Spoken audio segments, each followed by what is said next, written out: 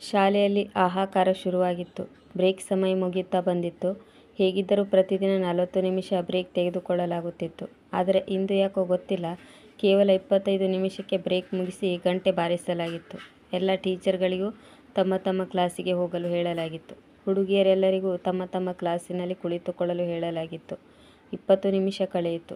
ಆದರೆ ಈಗಲೂ ಅವರ ಕ್ಲಾಸಿಗೆ ಟೀಚರ್ ಬಂದಿರಲಿಲ್ಲ. ಏನೋ ಒಂದು ನಡೆಯಬಾರದ ಘಟನೆ ನಡೆದಿದೆ ಎಂಬ ಸುದ್ದಿ ಎಲ್ಲರ ಕಿವಿಗೆ ಮುಟ್ಟಿತ್ತು. ಆದರೆ ಈ ಘಟನೆ ಏನಾಗಿತ್ತು, ಯಾವ ವಿದ್ಯಾರ್ಥಿಗಳಿಗೂ ಈ ಘಟನೆಯ ಬಗ್ಗೆ ತಿಳಿದಿರಲಿಲ್ಲ. ಎಲ್ಲರೂ ತಮ್ಮ ತಮ್ಮ ಮನಬಂದಂತೆ ಕಥೆಯನ್ನು ಕಟ್ಟುತ್ತಿದ್ದರು. ಎಲ್ಲರೂ ಇದರಲ್ಲಿ ಬ್ಯುಸಿಯಾಗಿದ್ದರು. ಈಗ ಮೈಕ್ನಲ್ಲಿ ಕೇಳಿಸುತ್ತಿರುವ ಶಬ್ದದತ್ತ ಎಲ್ಲರೂ ಕಿವಿಗೊಟ್ಟರು. ಎಲ್ಲರ ಕಿವಿ ನೆಟ್ಟಗಾಯಿತು. ಶಾಲೆಯ ಪ್ರಿನ್ಸಿಪಾಲರು ಸ್ಕೂಲ್ ಮಕ್ಕಳಿಗೆ ಗ್ರೌಂಡ್ನಲ್ಲಿ ಸೇರಲು ಹೇಳಿದರು. ಇದಾದ ಮೇಲೆ ಎಲ್ಲ ಮಕ್ಕಳು ತಮ್ಮ ತಮ್ಮ ಕೊಠಡಿಯಿಂದ ಹೊರಟಿದ್ದರು ಮತ್ತು ಓಡುತ್ತಾ ಓಡುತ್ತಾ ಗ್ರೌಂಡ್ನಲ್ಲಿ ಸೇರಿದರು. ಗ್ರೌಂಡ್ನಲ್ಲಿ ಪ್ರಿನ್ಸಿಪಾಲರು ಸೇರಿ ಎಲ್ಲ ಟೀಚರ್ ಹಾಜರಿದ್ದರು. ಶಾಲೆಯ ಮಾಲಿಯೂ ಸಹ ಅಲ್ಲಿ ಹಾಜರಿದ್ದರು. ಶಾಲೆಯ ವಾಚ್ಮೆನ್ನನ್ನು ಸಹ ಕರೆಸಲಾಗಿತ್ತು. ಎಲ್ಲ ಮಕ್ಕಳನ್ನು ಒಂದೇ ಲೈನ್ನಲ್ಲಿ ನಿಲ್ಲಿಸಲಾಯಿತು. ಆಗ ಪ್ರಿನ್ಸಿಪಾಲರು ಟೀಚರಿಗೆ ಕಣ್ಸನ್ನೆ ಮಾಡುವುದರ ಮೂಲಕ ಸೂಚನೆ ನೀಡಿದರು. ಆಗ ಟೀಚರ್ ಮಕ್ಕಳ ಕಡೆಗೆ ಬಂದು ಪ್ರತಿಯೊಬ್ಬರನ್ನು ಚೆಕ್ ಮಾಡತೊಡಗಿದರು. ಮಕ್ಕಳಿಗೆ ಸ್ವಲ್ಪವೂ ಏನೆಂದು ಅರ್ಥವಾಗಲಿಲ್ಲ. ಇದೆಲ್ಲ ಏನಾಗಿರಬಹುದು? ಮೊದಲು ಕೋಲಾಹಲ, ನಂತರ ಟ್ರ್ಯಾಕಿಂಗ್ ಗ್ರೌಂಡ್ಗೆ ಕರೆದು ಈ ರೀತಿ ಚೆಕ್ ಮಾಡುತ್ತಿದ್ದರು. ಪದೇ ಪದೇ ಕೇಳಿದಾಗಲೂ ಸಹ ಮಕ್ಕಳಿಗೆ ಯಾವುದೇ ಉತ್ತರ ಬರಲಿಲ್ಲ. ಆಗ ಎಲ್ಲ ಹುಡುಗಿಯರನ್ನು ಚೆಕ್ ಮಾಡಿದ ಮೇಲೆ ಆನಂತರ ಪ್ರಿನ್ಸಿಪಾಲರು ವಾಚ್ಮ್ಯಾನನ್ನು ಸ್ಕೂಲಿನ ಒಳಭಾಗದಲ್ಲಿಯೂ ಸಹ ಚೆಕ್ ಮಾಡಲು ಕಳುಹಿಸಿದರು. ಅವರು ಸ್ಕೂಲ್ ಒಳಗೆ ಎಲ್ಲವನ್ನೂ ಚೆಕ್ ಮಾಡಿ ಬರಬೇಕೆಂದು ಮತ್ತು ಯಾವುದಾದರೂ ಹುಡುಗಿ ಒಳಗಡೆ ಇದ್ದಾಳೇನೋ ಎಂದು ಚೆಕ್ ಮಾಡಿ ಬರಲು ಹೇಳಿದ್ದರು. 10 ನಿಮಿಷದ ನಂತರ ಅವರು ಸಹ ಮರಳಿ ಬಂದು ಹೇಳಿದರು, ಒಳಗಡೆ ಯಾರೂ ಇಲ್ಲ ಎಂದಾಗ ಪ್ರಿನ್ಸಿಪಾಲರು ಗಾಬರಿಯಾದರು. ಆಗ ಪ್ರಿನ್ಸಿಪಾಲರು ಎಲ್ಲ ಹೆಣ್ಣು ಮಕ್ಕಳ ಮೇಲೆ ಒಂದು ಸುದೀರ್ಘ ದೃಷ್ಟಿಯನ್ನು ಹಾಯಿಸಿದರು. ಇದಾದ ಮೇಲೆ ಎಲ್ಲ ಮಕ್ಕಳನ್ನು ತಮ್ಮ ತಮ್ಮ ಕ್ಲಾಸಿಗೆ ಕಳುಹಿಸಿದರು. ಈಗ ಮಕ್ಕಳು ಲೈನಿನಲ್ಲಿ ಸ್ಕೂಲಿನ ಒಳಗಡೆ ಹೋಗಲು ಶುರು ಮಾಡಿದರು. ಆಗ ಪ್ರಿನ್ಸಿಪಾಲರು ಆ ಮಕ್ಕಳನ್ನೇ ಆಳವಾದ ದೃಷ್ಟಿಯಲ್ಲಿ ನೋಡುತ್ತಿದ್ದರು. ಎಲ್ಲ ಮಕ್ಕಳನ್ನು ಕ್ಲಾಸ್ ರೂಮಿಗೆ ಕಳಿಸಿದ ಮೇಲೆ ಪ್ರಿನ್ಸಿಪಾಲರು ಮತ್ತೊಮ್ಮೆ ಎಲ್ಲ ಸ್ಟಾಫ್ಗಳನ್ನು ಸ್ಟಾಫ್ ರೂಮಿಗೆ ಕರೆದರು. ಮತ್ತೆ 1 ಗಂಟೆಯಿಂದ ಎಲ್ಲ ಮೀಟಿಂಗ್ ಶುರುವಾಗಿತ್ತು. ಶಾಲೆಯ ಪ್ರಿನ್ಸಿಪಾಲ್ ತುಂಬ ಟೆನ್ಷನ್ನಲ್ಲಿ ಇದ್ದರು. ಅವರಿಗೆ ಏನು ಮಾಡಬೇಕು, ಏನು ಮಾಡಬಾರದು ಎಂದು ಗೊತ್ತೇ ಆಗಲಿಲ್ಲ. ಪ್ರಿನ್ಸಿಪಾಲರಿಗೆ ಏನಾದರೂ ಮಾಡಿ ನಿಜ ವಿಷಯವನ್ನು ಪತ್ತೆ ಹಚ್ಚಬೇಕಾಗಿತ್ತು. ಇಲ್ಲಾಂದರೆ ವಿಷಯ ಅವರ ನೌಕರಿ ಮೇಲೆ ಪರಿಣಾಮ ಬೀರುತ್ತಿತ್ತು. ಕೇವಲ ನೌಕರಿ ವಿಷಯ ಒಂದೇ ಆಗಿರಲಿಲ್ಲ. ಇಂದು ನಡೆದ ಘಟನೆಯು ತಪ್ಪಾಗಿ ಹೊರ ಪ್ರಪಂಚಕ್ಕೆ ಗೊತ್ತಾದರೆ ಶಾಲೆಯ ಹೆಸರು ಹಾಳಾಗಿ ಹೋಗುತ್ತಿತ್ತು. ಅದು ಅತಿರೇಕಕ್ಕೆ ಹೋಗಿ ಮುಟ್ಟಿದರೆ ಅದನ್ನು ಹೇಗೆ ಸರಿಪಡಿಸುವುದು ಎಂದು ಪ್ರಿನ್ಸಿಪಾಲರಿಗೆ ಅರ್ಥವಾಗಲಿಲ್ಲ. ಇದೊಂದು ಚಿಕ್ಕ ವಿಷಯವಾಗಿರಲಿಲ್ಲ. ಇದು ಮರೆಯುವಂಥದ್ದಾಗಿರಲಿಲ್ಲ ಅಥವಾ ಅಂದಾಜಿಸುವ ವಿಷಯವಾಗಿರಲಿಲ್ಲ. ಯಾವುದೇ ಸ್ಕೂಲ್ ಆಗಿದ್ದರೂ ಇಂಥ ವಿಷಯವನ್ನು ಸಹಿಸಿಕೊಳ್ಳಲು ಸಾಧ್ಯವಿರಲಿಲ್ಲ. ಅದೇನೆಂದರೆ ಈ ಸ್ಕೂಲಿನೊಳಗೆ ಏನೋ ಒಂದು ಕೆಟ್ಟ ಕೆಲಸ ನಡೆಯುತ್ತಿತ್ತು. ಅದನ್ನು ಒಪ್ಪಿಕೊಳ್ಳಲು ಕೂಡ ಕಷ್ಟ ಸಾಧ್ಯವಾಗಿತ್ತು. ಈಗ ಪ್ರಿನ್ಸಿಪಾಲರು ಮತ್ತೊಮ್ಮೆ 1 ಗಂಟೆಯ ಮೊದಲು ನಡೆದ ಘಟನೆಯನ್ನು ಗಮನದಲ್ಲಿ ಇಟ್ಟುಕೊಂಡು ಸರಿಯಾಗಿ 11 ಗಂಟೆ 15 ನಿಮಿಷಕ್ಕೆ ಬ್ರೇಕ್ ಆದ ತಕ್ಷಣ ಕೇವಲ 10 ನಿಮಿಷ ಮಾತ್ರ ಕಳೆದಿತ್ತು. ಆಗ ಪ್ರಿನ್ಸಿಪಾಲರು ತಮಗಾಗಿ ಊಟ ತರಿಸಿದ್ದರು ಮತ್ತು ತಮ್ಮ ಕೋಣೆಯಿಂದ ಹೊರಬಂದು ಸ್ಟಾಫ್ ರೂಮ್ ಕಡೆ ಬಂದರು. ಸ್ಟಾಫ್ ರೂಮಿನಲ್ಲಿ ಎಲ್ಲ ಹುಡುಗಿಯರಿಗೂ ಡೈರಿಯಲ್ಲಿ ಇವತ್ತಿನ ಡೇಟನ್ನು ಅವಶ್ಯವಾಗಿ ಅಟ್ಯಾಚ್ ಮಾಡಲು ಹೇಳಬೇಕು. ಏಕೆಂದರೆ ಪೇಪರ್ ಶುರುವಾಗಲು ಕೇವಲ 5 ದಿನ ಬಾಕಿ ಇತ್ತು. ಇದನ್ನೆಲ್ಲ ಹೇಳಲು ಪ್ರಿನ್ಸಿಪಾಲ್ ಸ್ಟಾಫ್ ರೂಮಿಗೆ ಬರುತ್ತಿದ್ದರು. ಸ್ಟಾಫ್ ರೂಮಿನ ಬಾಗಿಲ ಬಳಿ ಬರುತ್ತಿದ್ದಂತೆ ಅವರ ಕಿವಿಯಲ್ಲಿ ಒಂದು ನವಜಾತ ಶಿಶು ಅಳುತ್ತಿರುವ ಧ್ವನಿ ಕೇಳಿಸಿತು. ಆಗ ಪ್ರಿನ್ಸಿಪಾಲರು ಚಕಿತರಾಗಿ ಆ ಕಡೆ ಈ ಕಡೆ ನೋಡಿದರು. ಸ್ಕೂಲಿನಲ್ಲಿ ಮಗು ಅಳುವುದು ಒಂದು ಅಚ್ಚರಿಯ ವಿಷಯವಾಗಿತ್ತು. ಈ ರೀತಿಯ ಶಬ್ದವು ಕೇವಲ ಆಸ್ಪತ್ರೆ ಮತ್ತು ಕ್ಲಿನಿಕ್ಗಳಲ್ಲಿ ಮಾತ್ರ ಕೇಳಿಸುತ್ತಿತ್ತು. ಆದರೆ ಇಂಥ ಶಬ್ದವು ಸ್ಕೂಲಿನಲ್ಲಿ ಏಕೆ ಬರುತ್ತಿತ್ತು? ಆಗ ಪ್ರಿನ್ಸಿಪಾಲ್ ಯೋಚಿಸಿದರು, ಯಾವುದೋ ಮಗುವಿನ ತಾಯಿ ಈ ಶಾಲೆಗೆ ಬಂದಿರಬೇಕು. ಅವಳ ಜೊತೆ ಆ ಮಗು ಇರಬೇಕು. ಆದರೆ ಯೋಚಿಸುವಂಥ ವಿಷಯವೇನೆಂದರೆ, ಮಹಿಳೆ ಬಂದಿದ್ದರೂ ಇಷ್ಟು ಚಿಕ್ಕ ಮಗುವನ್ನು ಹೇಗೆ ಕರೆದುಕೊಂಡು ಬರುತ್ತಿದ್ದರು? ಏಕೆಂದರೆ ಆ ಶಬ್ದವು ಈಗಷ್ಟೇ ಜನ್ಮ ತಾಳಿದ ಮಗುವಿನ ಶಬ್ದದಂತೆ ತೋರುತ್ತಿತ್ತು. ಅದು ತಕ್ಷಣ ಜನ್ಮ ನೀಡಿದ ಮಗುವು ಅಳುವ ಶಬ್ದವಾಗಿತ್ತು. ಪ್ರಿನ್ಸಿಪಾಲರು ಬಾಗಿಲ ಬಳಿ ನಿಂತಿದ್ದನ್ನು ನೋಡಿ ಟೀಚರ್ ಸಹ ಅವರ ಬಳಿ ಬಂದು ನಿಂತಿದ್ದರು. ಅವರು ಸಹ ಈ ಶಬ್ದವನ್ನು ಕೇಳಿಸಿಕೊಂಡಿದ್ದರು. ಈಗ ಮಗುವಿನ ಶಬ್ದ ಸ್ವಲ್ಪ ಸಮಯ ಮಾತ್ರ ಕೇಳಿಸಿತ್ತು. ಅದಾದ ಮೇಲೆ ಅದು ಬಂದಾಯಿತು. ಈಗ ಪ್ರಿನ್ಸಿಪಾಲ್ ಟೀಚರ್ ಕಡೆ ನೋಡುತ್ತಾ ಮಗುವಿನ ಅಳುವಿನ ಶಬ್ದ ಯಾವ ಕಡೆಯಿಂದ ಬಂದಿತ್ತೋ ಆ ಕಡೆ ಹೋಗತೊಡಗಿದರು. ಆಗ ಟೀಚರ್ ಸಹ ಅಚ್ಚರಿಯಿಂದ ಪ್ರಿನ್ಸಿಪಾಲ್ ಹಿಂದೆ ಬಂದಿದ್ದರು. ಈಗ ಅವರಿಗೂ ಸಹ ಇದನ್ನು ಅರ್ಥ ಮಾಡಿಕೊಳ್ಳಲು ಹೆಚ್ಚು ಸಮಯ ಬೇಕಾಗಲಿಲ್ಲ.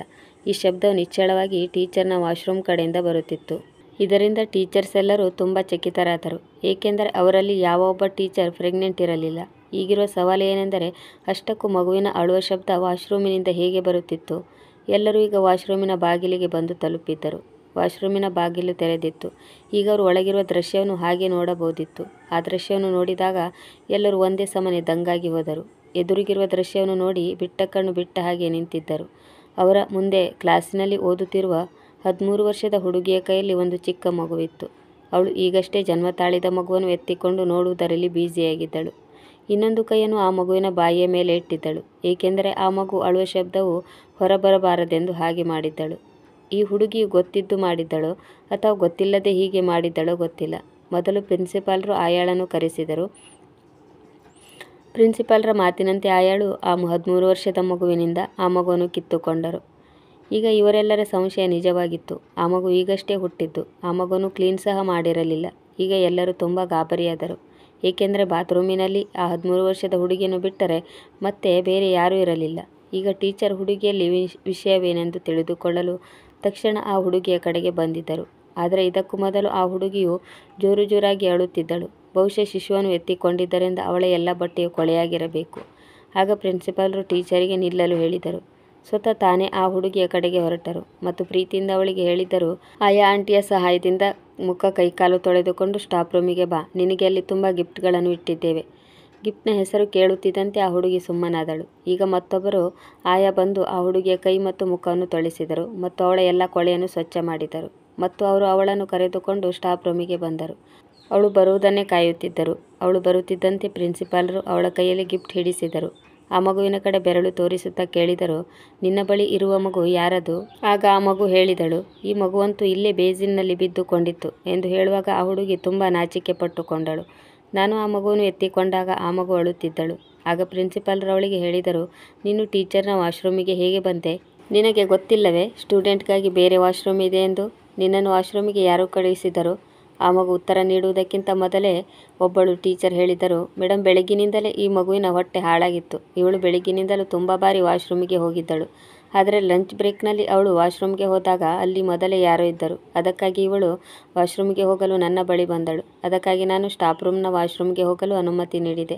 ಟೀಚರ್ ಮಾತು ಕೇಳಿದ ಮೇಲೆ ಪ್ರಿನ್ಸಿಪಾಲ್ ಹುಡುಗಿಯ ಕಡೆ ತಿರುಗಿದರು ಮತ್ತು ಕೇಳಿದರು, ಪುಟ್ಟ, ನೀನು ವಾಶ್ರೂಮಿಗೆ ಬಂದಾಗ ವಾಶ್ರೂಮ್ನಲ್ಲಿ ಮೊದಲೇ ಯಾರಾದರೂ ಇದ್ದಾರಾ ಅಥವಾ ನೀನು ಬೇರೆ ಯಾರನ್ನಾದರೂ ನೋಡಿದ್ಯಾ? ಆಗ ಆ ಮಗು ಇಲ್ಲ ಎಂದು ತಲೆ ಆಡಿಸಿದಳು. ಆಗ ಆ ಹುಡುಗಿ ಹೇಳಿದಳು, ನಾನು ಮೂತ್ರ ಮಾಡಿ ಕೈ ತೊಳೆಯಲು ವಾಶ್ ಬೇಸಿನ್ಗೆ ಹೋದಾಗ ಅಲ್ಲಿ ಈ ಮಗು ಸಿಕ್ಕಿತ್ತು.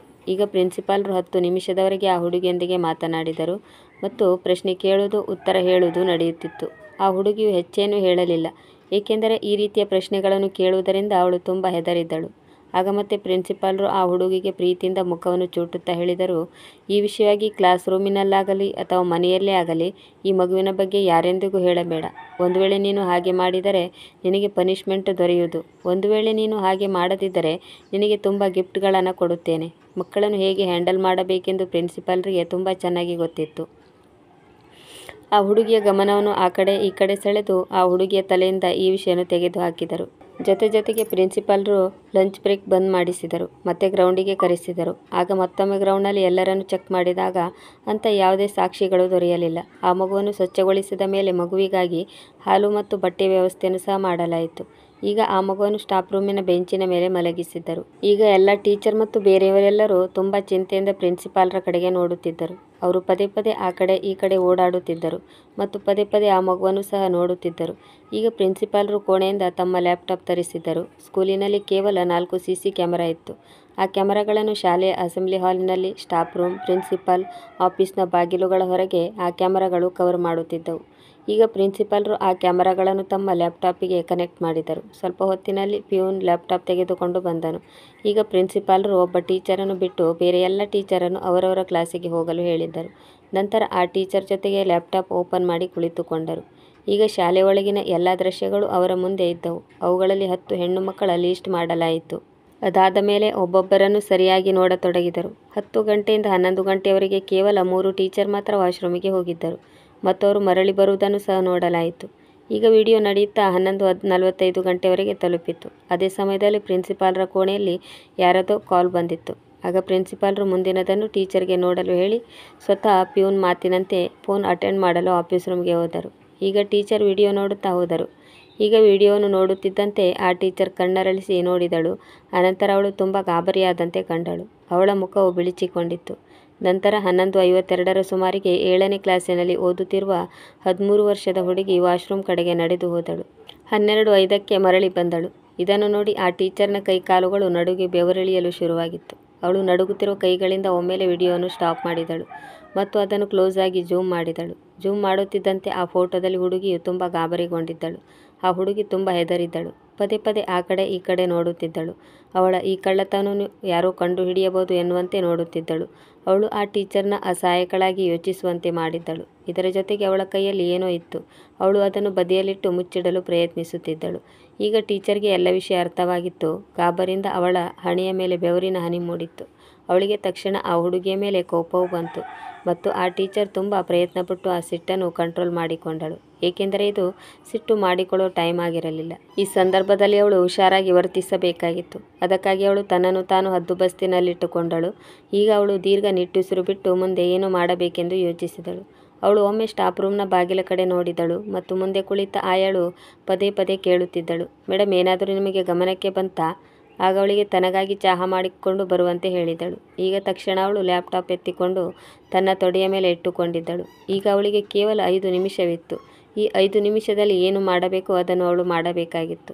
ಈಗ ಅವಳು ಬೇಗ ಬೇಗ ತನ್ನ ಬೆರಳುಗಳನ್ನು ಆಡಿಸಿದಳು. 30 ನಿಮಿಷಗಳ ನಂತರ ಅವಳ ಮುಖದ ಮೇಲೆ ಒಂದು ನೆಮ್ಮದಿಯ ನಗು ಓಡಿತ್ತು. ಅವಳು 10:50ರ ನಂತರದ ಎಲ್ಲ ವಿಡಿಯೋವನ್ನು ಡಿಲೀಟ್ ಮಾಡಿದ್ದಳು. ಆ ಜಾಗದಲ್ಲಿ ಇನ್ನೊಂದು ವಿಡಿಯೋವನ್ನು ಅಟ್ಯಾಚ್ ಮಾಡಿದಳು. ಈ ಎಲ್ಲ ಕೆಲಸಗಳಲ್ಲಿ ಆ ಟೀಚರ್ ತುಂಬ ಚಾಲಾಕಿಯಾಗಿದ್ದಳು. ಅವಳು ಪುನಃ ಲ್ಯಾಪ್ಟಾಪನ್ನು ಟೇಬಲ್ ಮೇಲೆ ಇಟ್ಟಳು.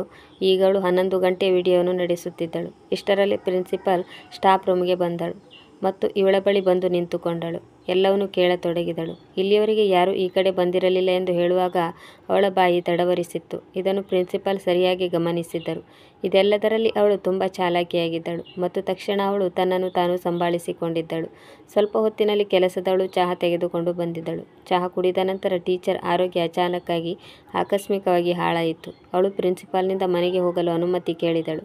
ತನ್ನ ಅಣ್ಣನ ಮಗಳನ್ನು ಸಹ ಜೊತೆಯಲ್ಲಿ ಕರೆದುಕೊಂಡಳು. ಏಕೆಂದರೆ ಅವಳ ಮನೆ ಶಾಲೆಯಿಂದ ಕೇವಲ 10 ನಿಮಿಷದ ಹಾದಿಯಾಗಿತ್ತು.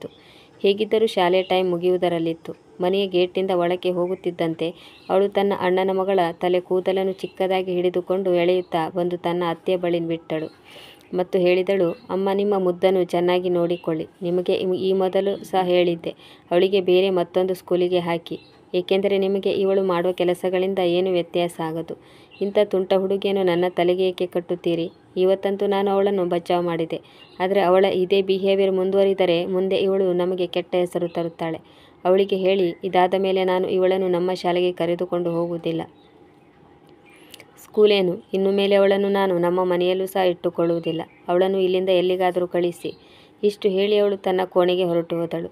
ಈಗ ಅವಳ ಅತ್ತೆ ತನ್ನ ಮೊಮ್ಮಗಳನ್ನು ಪ್ರೀತಿಯಿಂದ ಅಪ್ಪಿಕೊಂಡಳು ಮತ್ತು ಕಕ್ಕಾಬಿಕ್ಕಿಯಾಗಿ ತನ್ನ ಸೊಸೆಯ ಚೂಪಾದ ಅಲಗಿನಂಥ ಮಾತುಗಳನ್ನು ಕೇಳಿಸಿಕೊಳ್ಳುತ್ತಿದ್ದಳು. ಇನ್ನು ಸ್ವಲ್ಪ ಹೊತ್ತು ಅವಳನ್ನು ಯಾರಾದರೂ ನೋಡಿದರೆ ಈ ಹೆಂಗಸು ಶಾಲೆಯ ಟೀಚರ್ ಎಂದು ನಂಬಬಹುದಾಗಿರಲಿಲ್ಲ.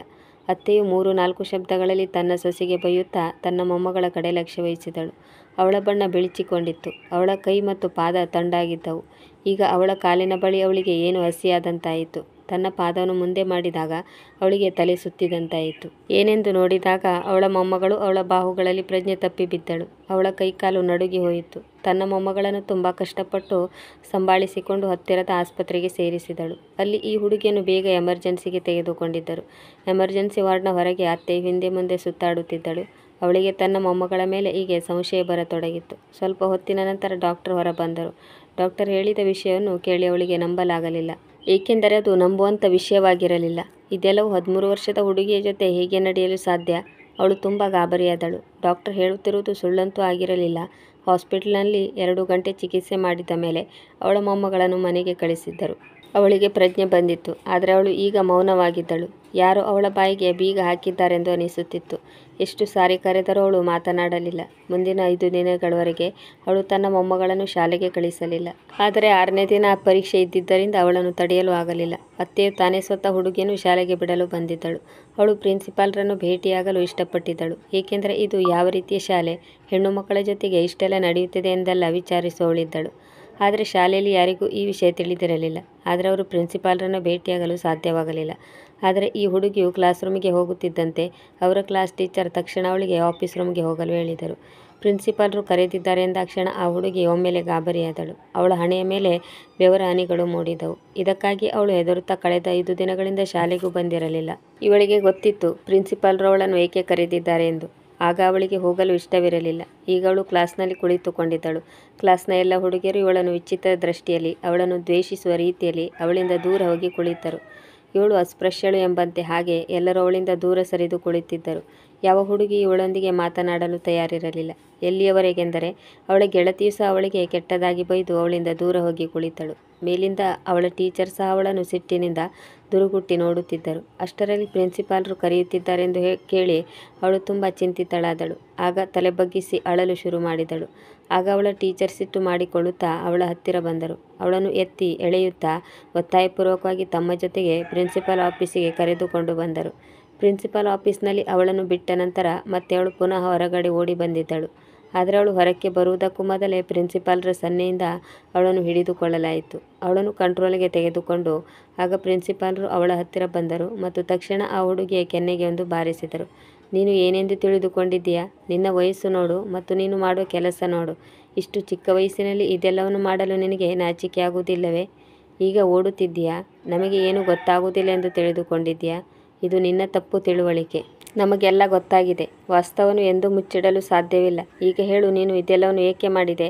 ನಿನಗೆ ಹೀಗಾಗಲು ಕಾರಣಕರ್ತರು ಯಾರು? ಹೀಗೆ ಪ್ರಿನ್ಸಿಪಾಲ್ರು ಮೊದಲು ಕಠೋರವಾಗಿ ವರ್ತಿಸಿದರು. ಆನಂತರ ಸ್ವಲ್ಪ ಮೃದುವಾಗಿ ಅವಳಿಗೆ ಕೇಳತೊಡಗಿದರು.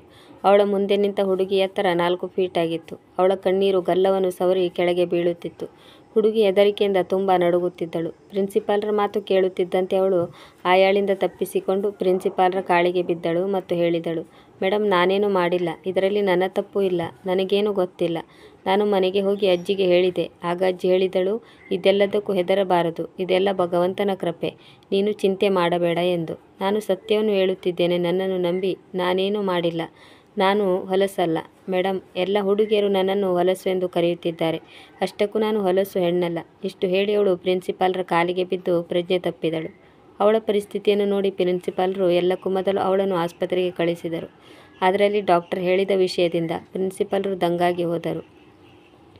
ತಕ್ಷಣ ಪ್ರಿನ್ಸಿಪಾಲ್ರು ಸ್ಕೂಲಿಗೆ ಫೋನ್ ಮಾಡಿ ವೈಸ್ ಪ್ರಿನ್ಸಿಪಾಲ್ರಿಗೆ ಒಂದು ಲಿಸ್ಟ್ ಮಾಡಲು ಹೇಳಿದರು. ಆ ದಿನ ಶಾಲೆಯಲ್ಲಿ ಹಾಜರಿದ್ದ ಎಲ್ಲರನ್ನೂ ನಾಳೆ ಶಾಲೆಗೆ ಕರೆಸಬೇಕು.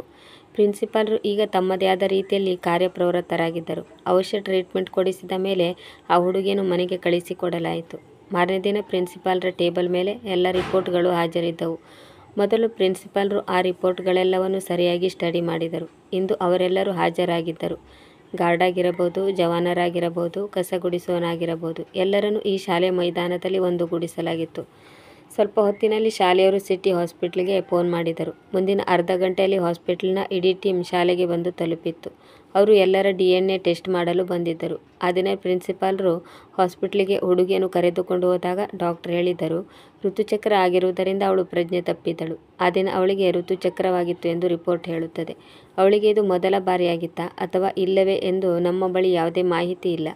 ಹುಡುಗಿಗೆ ತಂದೆ ತಾಯಿ ಇರಲಿಲ್ಲ. ಅವಳು ತನ್ನ ಅಜ್ಜಿಯ ಜೊತೆಗೆ ಮಾಮಿಯ ಮನೆಯಲ್ಲಿ ಇರುತ್ತಾಳೆ. ಅವಳ ಮಾಮಿಗೆ ಮಗುವಿನ ಮೇಲೆ ಯಾವ ದ್ವೇಷವಿತ್ತೋ ಗೊತ್ತಿಲ್ಲ. ಅಜ್ಜಿ ಹಳೆಯ ಕಾಲದವಳಾಗಿದ್ದಳು. ಅವಳ ತಲೆಯಲ್ಲಿ ಹೆಣ್ಣು ಮಕ್ಕಳಿಗೆ 14 ಅಥವಾ 15 ವರ್ಷಗಳಾದ ಮೇಲೆ ಋತುಚಕ್ರವಾಗುತ್ತದೆ ಎಂದುಕೊಂಡಿದ್ದಳು. ಆದರೆ ಈಗ ಕಾಲ ಬದಲಾಗಿದೆ. ಹಿಂದಿನ ದಿನಗಳಲ್ಲಿ ಪ್ರತಿಯೊಬ್ಬ ಹೆಣ್ಣು ಮಗುವಿಗೆ 12 ಅಥವಾ 13 ವರ್ಷಗಳಿಗೆ ಋತುಚಕ್ರವಾಗುತ್ತದೆ. 13 ವರ್ಷದ ಕಲ್ಪನಾಳಿಗೆ ಸಹ ಇದೇ ರೀತಿಯಾಗಿತ್ತು. ಅವಳಿಗೆ ಋತುಚಕ್ರವಾದಾಗ ಅವಳು ಸಹ ಒಬ್ಬರು ಟೀಚರ್ ಬಳಿ ಹೋಗಿದ್ದಳು. ಅವರು ಅವಶ್ಯ ವಸ್ತುವನ್ನು ಅವಳಿಗೆ ಕೊಟ್ಟು ವಾಶ್ರೂಮಿಗೆ ಕಳುಹಿಸಿಕೊಟ್ಟರು. ನಂತರ ಆ ಟೀಚರ್ ತನ್ನ ಅಮ್ಮನ ಸಾವಾಯಿತೆಂದು ಅದೇ ದಿನ ಎಮರ್ಜೆನ್ಸಿ ರಜೆಯಲ್ಲಿ ತೆರಳಿದಳು. ಇಂದು ಪ್ರಿನ್ಸಿಪಾಲ್ರು ಹೇಳಿದಾಗ ಮರಳಿ ಬಂದಿದ್ದಳು. ಆ ದಿನ ಮನೆಗೆ ಬಂದಾಗ ಕಲ್ಪನಾಳ ಮಾಮಿ ಅವಳ ಜೊತೆ ಮಾಡಿದ ವ್ಯವಹಾರದಿಂದ ಕಲ್ಪನಾ ತುಂಬ ಹೆದರಿದಳು. ಅವಳು ಯೋಚಿಸಿದಳು, ಅವಳಿಗೆ ತುಂಬ ಕೆಟ್ಟದ್ದಾಗಿದೆ. ಅದು ನನ್ನ ಜೊತೆ ಆಗಬಾರದಿತ್ತು ಎಂದು ಮಾಮಿ ನನಗೆ ಹೇಳುತ್ತಿದ್ದಾಳೆ. ಇಷ್ಟು ಚಿಕ್ಕ ಮಗುವಿನ ಜೊತೆಗೆ ಇದೆಲ್ಲವೂ ಹೇಗೆ ನಡೆಯುತ್ತದೆ ಎಂದು ಅವಳು ಡಾಕ್ಟರ್ ಬಳಿ ಹೇಳುತ್ತಿದ್ದಳು. ಇದನ್ನು ಕೇಳಿ ಕಲ್ಪನಾ ಹೆದರಿ ಹೋದಳು. ಅವಳು ಅಸಹಾಯಕಳಾದಳು. ಅವಳ ಕ್ಲಾಸ್ನ ಮಕ್ಕಳೆಲ್ಲರೂ ಅವಳಿಗೆ ಹೊಲಸು ಎಂದು ಕರೆಯತೊಡಗಿದರು. ಮಕ್ಕಳೆಲ್ಲ ಹೊಲಸು ಎಂದು ಏಕೆ ಕರೆಯುತ್ತಿದ್ದರು ಎಂದರೆ ಅವರು ಮನೆಯವರ ಮತ್ತು ಶಿಕ್ಷಕರ ಬಾಯಿಂದ ಈ ರೀತಿಯ ಮಾತುಗಳನ್ನು ಕೇಳಿದ್ದರು. ಕಲ್ಪನಾಳಿಗೆ ಚಿಕ್ಕ ವಯಸ್ಸಿನಲ್ಲಿ ಮಗುವಾಗಿದೆ ಎಂದು ಅವರು ಹೇಳುತ್ತಿದ್ದರು. ಆದರೆ ಕಲ್ಪನಾಳಿಗೆ ಇದು ಗೊತ್ತಿರಲಿಲ್ಲ. ಅವಳು ಅಮಾಯಕಳಾಗಿದ್ದಳು. ಅವಳು ಅಂದುಕೊಂಡಿದ್ದಳು, ಬಹುಶಃ ಪೀರಿಯಡ್ನಿಂದಾಗಿ ಎಲ್ಲರೂ ಅವಳಿಗೆ ಹೊಲಸು ಎಂದು ಹೇಳುತ್ತಿದ್ದಾರೆ ಎಂದುಕೊಂಡಳು. ಆದರೆ ಈಗ ಆಸ್ಪತ್ರೆ ತಲುಪಿದ ಮೇಲೆ ಪ್ರಿನ್ಸಿಪಾಲ್ರ ಸಂಶಯ ಸಹ ದೂರವಾಯಿತು.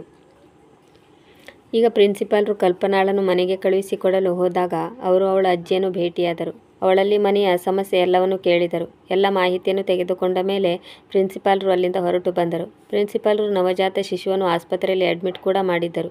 ಅದರ ತನಿಖೆಗಾಗಿ ಒಂದು ಟೀಮನ್ನು ಕೂಡ ಕರೆಸಿದ್ದರು. ಅದರಿಂದ ಮಾರನೇ ದಿನವೇ ಆಸ್ಪತ್ರೆಯ ಇಡೀ ಟೀಮ್ ಶಾಲೆಗೆ ಬಂದು ತಲುಪಿತ್ತು. ಎಲ್ಲರಿಗೂ DNA ಟೆಸ್ಟ್ ಮಾಡಲಾಗಿತ್ತು ಮತ್ತು ಪ್ರಿನ್ಸಿಪಾಲ್ರು ತನ್ನ ಜೊತೆಗೆ ಎಲ್ಲ ಟೀಚರ್ ಸಹ DNA ಟೆಸ್ಟ್ ಮಾಡಿಸಿಕೊಳ್ಳಬೇಕೆಂದು ಹೇಳಿದರು. ಆಗ ತಕ್ಷಣ ಅವರಲ್ಲಿ ಒಬ್ಬ ಟೀಚರ್ನ ಮುಖ ಬಿಳಿಚಿಕೊಂಡಿತ್ತು. ಈಗ ಪ್ರಿನ್ಸಿಪಾಲ್ರು ಅವಳನ್ನು ಗಮನಿಸಿದರು ಮತ್ತು ಈಗ ಅವರ ಮುಖದಲ್ಲಿ ಒಂದು ಮಂದಹಾಸ ಬೀರಿತು. ಮೊದಲೇ ಪ್ರಿನ್ಸಿಪಾಲ್ರಿಗೆ ಅವಳ ಬಗ್ಗೆ ಗೊತ್ತಿತ್ತು, ಆದರೆ ಯಾವುದೇ ಸಾಕ್ಷಿ ಇಲ್ಲದೆ ಪ್ರಿನ್ಸಿಪಾಲ್ರಿಗೆ ಅವಳನ್ನು ಪಾಯಿಂಟ್ಔಟ್ ಮಾಡುವ ಹಾಗಿರಲಿಲ್ಲ. ಈಗ ಆದಷ್ಟು ಬೇಗ ಸಾಕ್ಷಿಯು ತಮ್ಮ ಕೈಗೆ ಬರುತ್ತದೆ ಎಂದು ಅವರಿಗೆ ನಂಬಿಕೆ ಇತ್ತು. ಕೇವಲ 3 ದಿನ ಕಾಯಬೇಕಾಗಿತ್ತು, ಏಕೆಂದರೆ ಇಷ್ಟೆಲ್ಲ ರಿಪೋರ್ಟ್ಗಳು ಒಂದೇ ದಿನದಲ್ಲಿ ದೊರೆಯುವುದು ಅಸಾಧ್ಯವಾಗಿತ್ತು. ಇಷ್ಟೆಲ್ಲ ರಿಪೋರ್ಟ್ಗಾಗಿ ಕಡಿಮೆ ಎಂದರೂ 3 ದಿನಗಳು ಬೇಕಾಗಿದ್ದವು. 3 ದಿನಗಳು ಕಣ್ಣು ಮುಚ್ಚಿ ತೆಗೆಯುವುದರಲ್ಲಿ ಕಳೆದು ಹೋಯಿತು. ಈಗ ಎಲ್ಲ ರಿಪೋರ್ಟ್ಗಳು ಪ್ರಿನ್ಸಿಪಾಲ್ರ ಕೈಯಲ್ಲಿ ಇದ್ದವು. ಈಗ ಪ್ರಿನ್ಸಿಪಾಲ್ರು ಯಾರಿಗೂ ಹೇಳದೆ ಸ್ಕೂಲಿನಿಂದ ಕಲ್ಪನಾಳ ಮನೆಗೆ ಹೊರಟು ಹೋಗಿದ್ದರು. ಈಗ ಕಲ್ಪನಾಳ ಮನೆಗೆ ಬಂದು ತಲುಪಿದ್ದರು. ಕಲ್ಪನಾಳ ಮನೆಗೆ ಹೋಗುವಾಗ ಆ ನವಜಾತ ಮಗುವನ್ನು ಕರೆದುಕೊಂಡು ಹೋಗಲು ಮರೆತಿರಲಿಲ್ಲ, ಏಕೆಂದರೆ ಆ ನವಜಾತ ಶಿಶು ಇದೇ ಮನೆಯ ಶಿಶುವಾಗಿತ್ತು. ಸ್ವಲ್ಪ ಹೊತ್ತಿನಲ್ಲಿ ಕಲ್ಪನಾಳ ಮಾಮಿಯೂ ಸಹ ಅಲ್ಲಿಗೆ ಬಂದು ತಲುಪಿದ್ದಳು ಮತ್ತು ಪ್ರಿನ್ಸಿಪಾಲ್ರನ್ನು ನೋಡಿ ಅವಳು ಗಾಬರಿಗೊಂಡಳು. ಆದರೆ ಆ ಮಗುವನ್ನು ನೋಡಿದ ತಕ್ಷಣ ಅವಳು ಗುರಾಯಿಸುತ್ತಾ ಕಲ್ಪನಾಳ ಕಡೆಗೆ ಸಾಗಿದಳು. ನೋಡಿ ಅಮ್ಮ, ನಿನ್ನ ಮೊಮ್ಮಗಳು ಯಾವ ರಸಗುಲ್ಲ ತಿಂದು ಬಂದಿದ್ದಾಳೆ. ಇವಳು ನಮ್ಮ ಮುಖಕ್ಕೆ ಮಸಿ ಬಡಿದಿದ್ದಾಳೆ.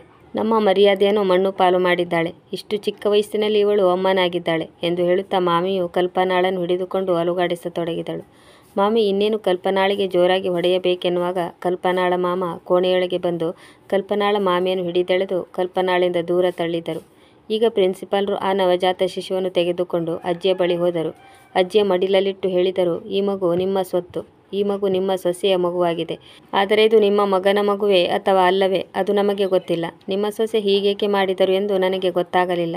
ನಿಮ್ಮ ಮಗನ DNA ಟೆಸ್ಟ್ ಮಾಡಿ ನೀವು ಈ ಮಗುವನ್ನು ಸ್ವೀಕಾರ ಮಾಡಬಹುದು, ಏಕೆಂದರೆ ನಿಮ್ಮ ಸೊಸೆ ದೊಡ್ಡ ಮೋಸಗಾರ್ತಿ. ಈಗ ಕಲ್ಪನಾಳ ಅಜ್ಜಿ ಕಕ್ಕಾಬಿಕ್ಕಿಯಾಗಿ ದುಃಖದಿಂದ ಕಲ್ಪನಾಳ ಮಾಮಿಯ ಬಳಿ ಬಂದಳು. ಆಗ ಪ್ರಿನ್ಸಿಪಾಲ್ ಹೇಳಿದರು, ನೀನೊಬ್ಬಳು ಒಳ್ಳೆಯ ಟೀಚರ್ ಎಂದು ನಾನಂದುಕೊಂಡಿದ್ದೆ.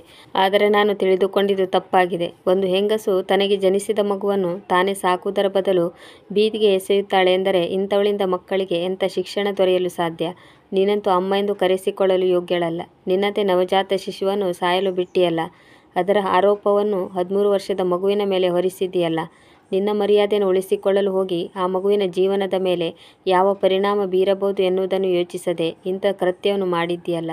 ನೀನು ಬೇರೆಯವರಿಗೆ ಇನ್ನೇನು ಪಾಠ ಕಲಿಸುತ್ತೀಯಾ? ನಿನ್ನನ್ನು ಇನ್ನು ಮುಂದೆ ಸ್ಕೂಲಲ್ಲಿ ಇಟ್ಟುಕೊಳ್ಳಲು ಸಾಧ್ಯವಿಲ್ಲ. ಇವಳಿಗೆ ತನ್ನ ಪತಿಯಲ್ಲದೆ ಬೇರೆಯವರೊಂದಿಗೆ ಅಕ್ರಮ ಸಂಬಂಧವಿತ್ತು. ಈ ಮಗು ಅವಳ ಪ್ರಿಯಕರನ ಮಗುವಾಗಿತ್ತು. ಟೀಚರಿಗೆ ಈ ಮಗುವನ್ನು ಈ ಜಗತ್ತಿನ ಮುಂದೆ ತರಲು ಇಷ್ಟವಿರಲಿಲ್ಲ ಎನ್ನುತ್ತಾ ಪ್ರಿನ್ಸಿಪಾಲ್ ಅಲ್ಲಿಂದ ಹೊರಟು ಹೋದರು. ಕಲ್ಪನಾಳ ಮಾಮಿಗೆ ಅವರು ಮೊದಲೇ ಎಲ್ಲ ಸತ್ಯವನ್ನು ಹೇಳಿದ್ದರು. ಆ ಮಗು ಕಲ್ಪನಾಳ ಮಾಮಿಯದೇ ಆಗಿತ್ತು. ಇದು ಅವಳ ಮೊದಲ ಮಗುವಾಗಿರಲಿಲ್ಲ. ಅದಕ್ಕೂ ಮೊದಲು ಅವಳು 3 ಬಾರಿ ಆಪರೇಷನ್ ಮಾಡಿಸಿದ್ದಳು.